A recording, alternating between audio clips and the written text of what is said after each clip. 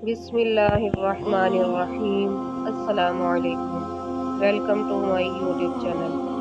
प्यारे नबी सल्लल्लाहु तआला अलैहि वसल्लम ने इरशाद फरमाया, उस घर में बरकत और खुशियाँ कभी नहीं आ सकती जिस घर की औरतों की बुलंद आवाज़ें घर से बाहर जाती हों। फरमाने रसूल सल्लल्लाहु तआला अलैहि वसल्लम है, रिज़्क़ हराम खाकर इबादत करना ऐसा है जैसे रेत या पानी पर घर बनाना। हराम खाने वाले की इबादत कबूल नहीं होती।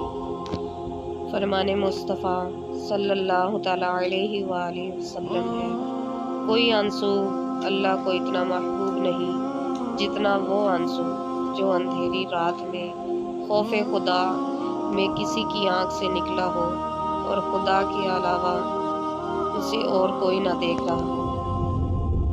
फरमाने मुस्तफ़ा सल्लल्लाहु अलैहि वसल्लम है, शैतान तुम्हारे घरों में उस जगह रहता है जहाँ मकड़ी जाले तुनती है। अपने घरों में मकड़ी के जाले मत रहने दिया करो, क्योंकि इससे घर में गुर्बत और परेशानी आती है।